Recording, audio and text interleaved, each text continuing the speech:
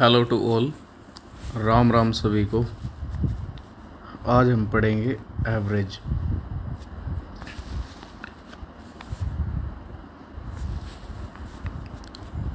Average यानी कि औसत क्या है भाई?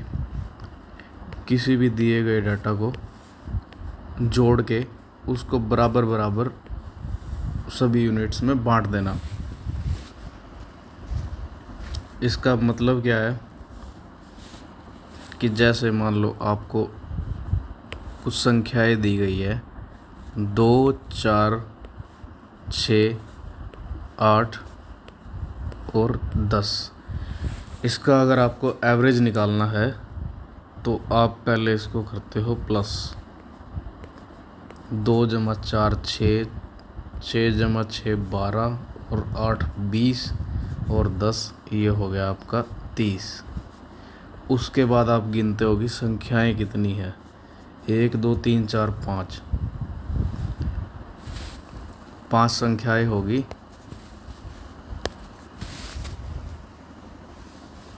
तो इसको आपने कर दिया बटे में 5।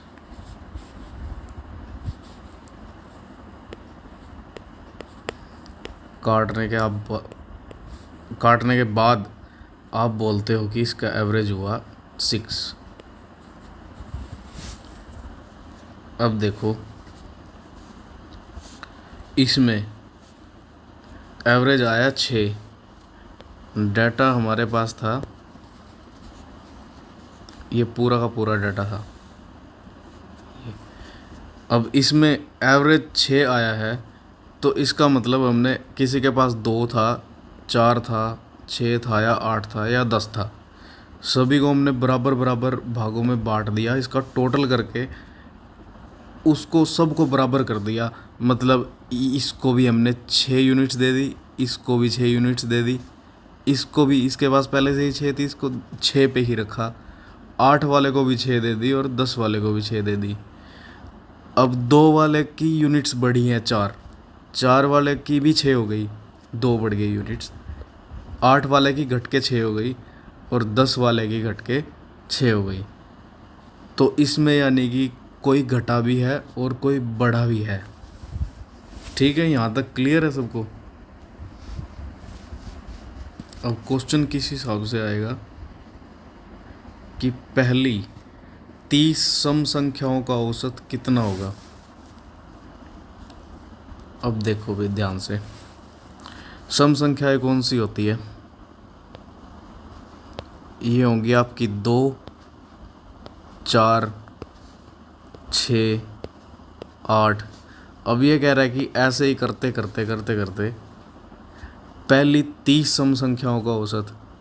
अब देखो 2 से हम शुरू हुए, 2 2 का अंतर लेते गए,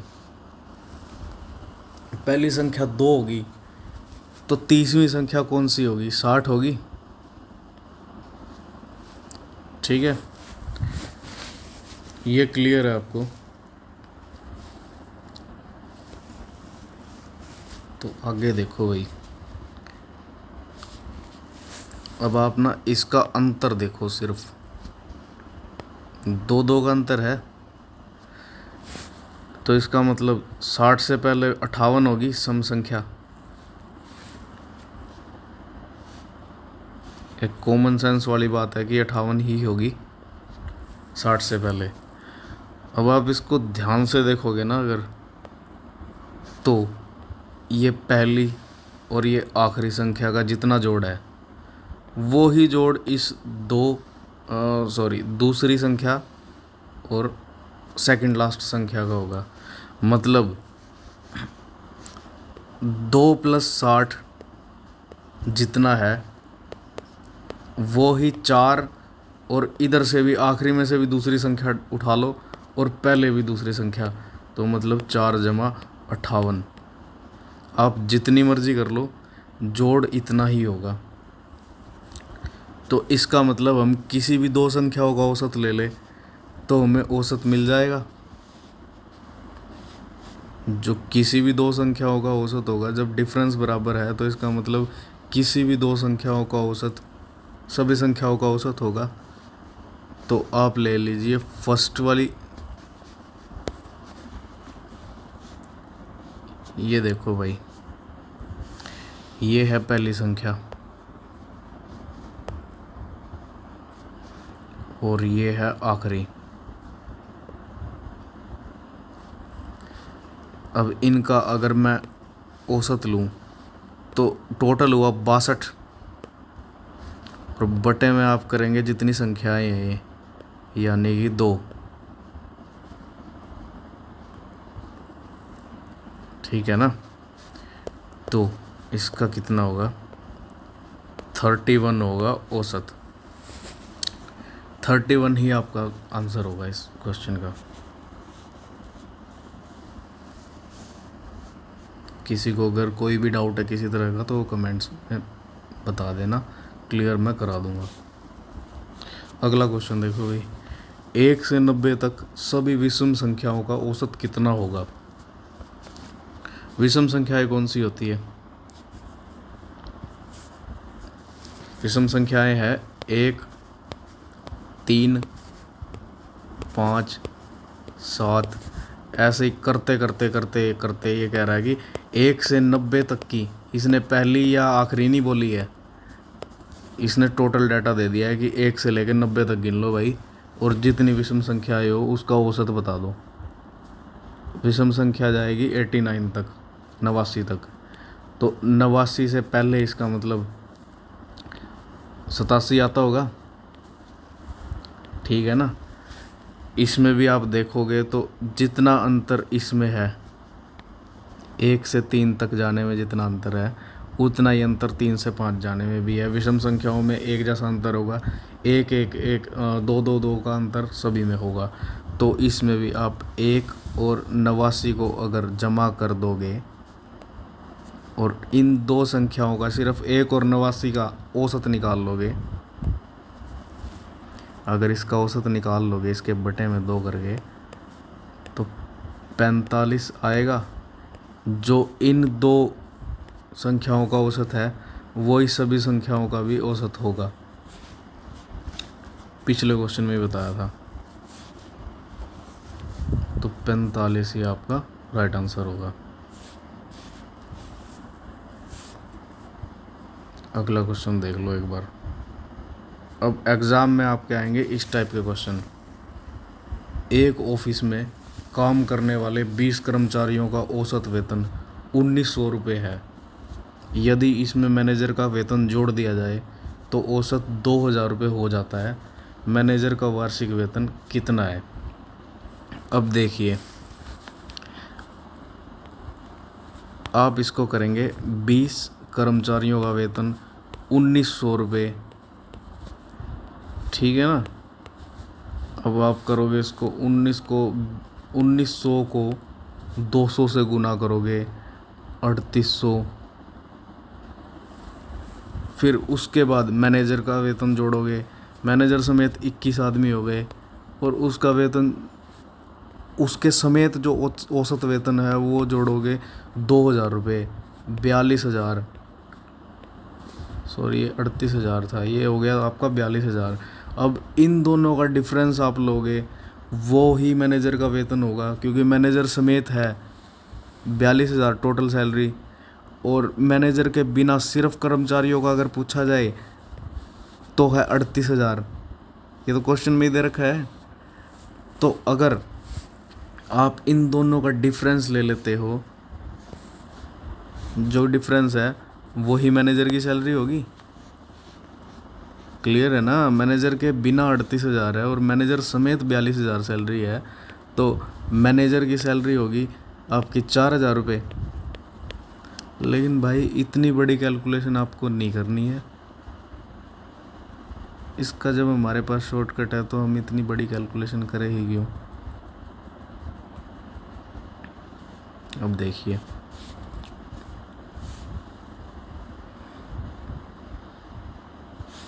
ऑफिस में है 20 लोग मैनेजर को छोड़ के, 1 से 20 तक। इनका औसत है 1900 रुपये, ठीक है जी।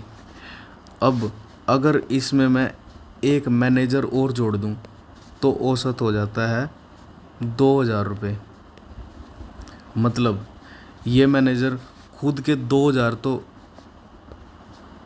ऐड करके लाया ही, उसके अलावा इन जो 1 से 20 तक के कर्मचारी इससे पहले थे उसमें भी इसने 100 रुपये बढ़ा दिए ना, बढ़ाए ना। तो 20 कर्मचारियों में 100 रुपये इसने बढ़ाए, तो 2,000 वो वाले भी तो बढ़ गए ना, वो भी तो इसी के वेतन में शामिल होंगे ना। देखो 2,000 रुपये इसने औसत, इसके जोड़ने के बाद 2,000 रुपये औसत हो गया सैलरी का, ठीक है। तो 2,000 इसने अपने तो इसमें शामिल थे ही, इसके खुद के जो 21वां बंदा जुड़ा है ये, उसके 2,000 रुपये तो खुद के तो थे ही। उसके अलावा जो 1 से 20 तक ये मतलब इससे पहले के जो 20 कर्मचारी थे उसमें भी तो 100 रुपये इसने बढ़ा दिए ना अपने आने से। तो 2,000 इसके और 2,000 जो बढ़ा हुआ डिफरेंस है उसके, तो इसकी टोटल सैलरी 4,000 रुपये होगी ना, तभी तो औसत वेतन 2,000 हुआ। 4,000 रुपये आंसर। सिर्फ डिफरेंस पे काम करना है आपने, डिफरेंस लोगे सबसे कम कैलकुलेशन होगी। अगला क्वेश्चन देखते हैं। एक कक्षा में 24 विद्यार्थियों और एक शिक्षक की आयु, औसत आयु 12 वर्ष है। लो भाई, एक कक्षा है उसमें आपके होंगे 1 से लेके 24 विद्यार्थी, ठीक है, प्लस एक टीचर हो गया। इसकी औसत आयु होगी 12 वर्ष, ठीक है भाई। अब अगर शिक्षक की आयु घटा दी जाए, मतलब अगर सिर्फ ये वाला पोर्शन लिया जाए, तो एक एक साल सबकी कम हो जाती है। तो मतलब ये टीचर था जो, इसने इसके पास अपने तो 12 वर्ष थे ही, प्लस जो इनका एक एक साल इसने घटाया है, तो इनके भी तो 24 वर्ष इसी में थे ना, इसी में शामिल थे ना।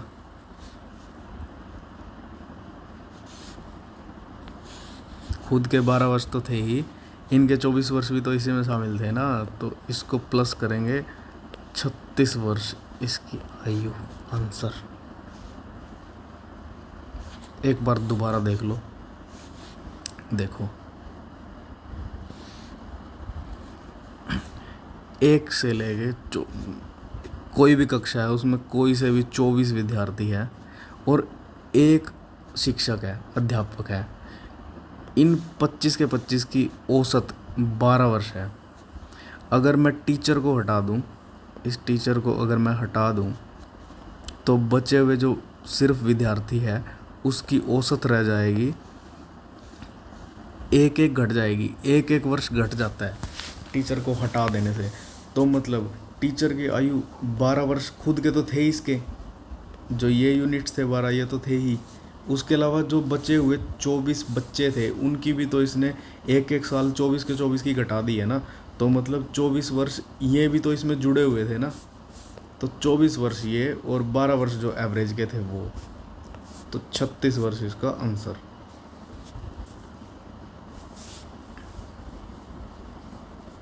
नेक्स्ट क्वेश्चन देख लो एक बार। 9 लोगों का वजन 2 किलो प्रति व्यक्ति बढ़ जाता है यदि एक व्यक्ति जिसका वजन 60 किलो है उसे किसी नए व्यक्ति को बदल दिया जाए। ये टाइपिंग मिस्टेक है थोड़ी सी, उससे किसी नए व्यक्ति को बदल दिया जाए तो नए व्यक्ति का वजन क्या होगा। अब ये कह रहा है भाई 9 लोग हैं, उनका वजन 2 किलो प्रति व्यक्ति बढ़ जाता है अगर इस 9वें व्यक्ति को बदल दिया जाए। किसी एक व्यक्ति का है इसने, तो कोई भी आप मान सकते हो, 1 भी मान सकते हो, 1 से लेकर 9 तक किसी को भी मान सकते हो, 9 को भी मान सकते हो। मैंने 9 मान लिया है। 9वें व्यक्ति को बदलते हैं और ऐसे व्यक्ति से बदलना है। इस 9वें व्यक्ति का वजन ये बोल रहा है कि 60 किलो है, ठीक है जी, 60 किलो इस 9वें व्यक्ति का वजन है और किसी नए व्यक्ति से बदला है इसने, और 2-2 किलो सबका वजन बढ़ गया है। 60 किलो का तो ये था, इसकी जगह आएगा तो वो कम से कम 60 किलो का तो होगा, और 9-9 किलो इसने सबका बढ़ा दिया है। तो 1 से 9 तक 2-2 किलो, 2-2 किलो हर किसी का वजन इसने बढ़ा दिया है। तो मतलब ये 18 किलो और इसमें ऐड हुआ है। ऐसा ही है ना, 60 किलो का व्यक्ति गया है और 2-2 किलो इसने 9 व्यक्तियों का वजन बढ़ा दिया, तो मतलब 18 किलो और होंगे ना इसमें। तो 78 kg इसका आंसर है। क्लियर।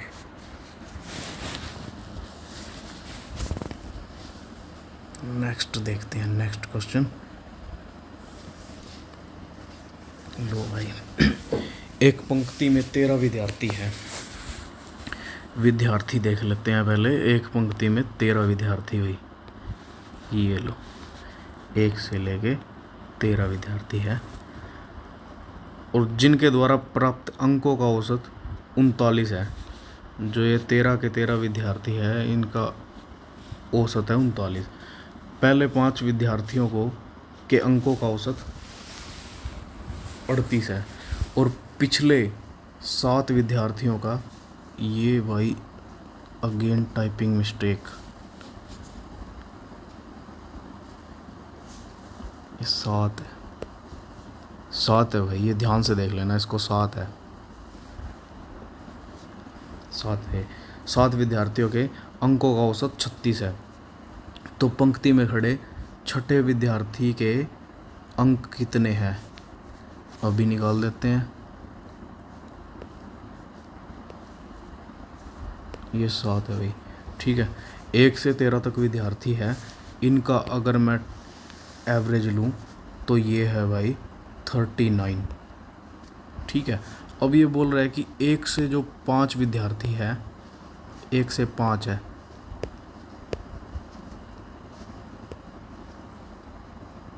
एक से लेके 5 विद्यार्थी है, उसका औसत इसने दिया हुआ है 38, 38,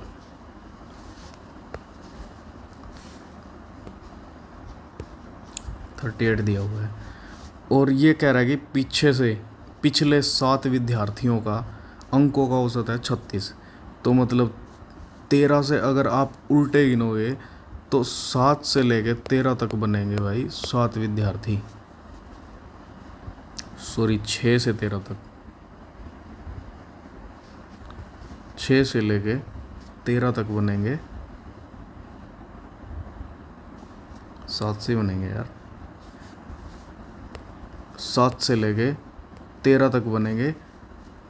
ये हो गया आपके 7 विद्यार्थी, 7वां इसमें शामिल है और 13 तक जाता है। 36 इसका औसत दे रखा है भाई, ठीक है। तो टोटल इसने औसत दे रखा है 39। अब इस छठे विद्यार्थी का निकालना है औसत क्या होगा, इसका हमें निकालना है। तो 1 से लेके 5 तक जो विद्यार्थी है उसका औसत 38 है, तो मतलब जो टोटल औसत है उससे 1 कम है। तो मतलब छठे वाले में ये 1-1-1 ऐड होगा, पांचों विद्यार्थियों का 1-1, तो 39 तो इसका अपना खुद का है। जो टोटल विद्यार्थियों का औसत है उसमें 39 तो इसका खुद का है। 1 से 5 तक 1-1-1 इसमें ऐड होगा, तो इसका मतलब 5 इसके ऐड हो गए भाई। और इसके अलावा 7 से लेके 13 तक जो ये वाला डाटा है ये दिया हुआ है हमें, इसके भी प्लस कर देंगे इसमें अपना। इसका औसत है 36, तो मतलब 3 कम इसमें है। तो इसका मतलब जो ये छठे वाला विद्यार्थी है 3-3-3 ये भी इसमें शामिल है, तो 6 संख्या ये होगी, और 3-3-3 का इसका 7 संख्या ये होगी, और 3-3-3 का अगर मैं एवरेज लूँ इसका तो 21 इसके हो गए भाई। 21 अंक किसके हो गए, 39 अंक किसके हो गए। तो ये हो गया आपका 60 और 5 65 भाई। छठे विद्यार्थी के अंक 65 है।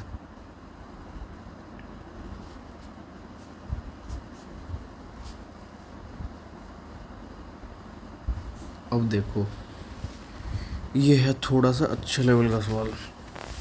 एक क्रिकेटर की 20 बारियों का औसत 52 रन है।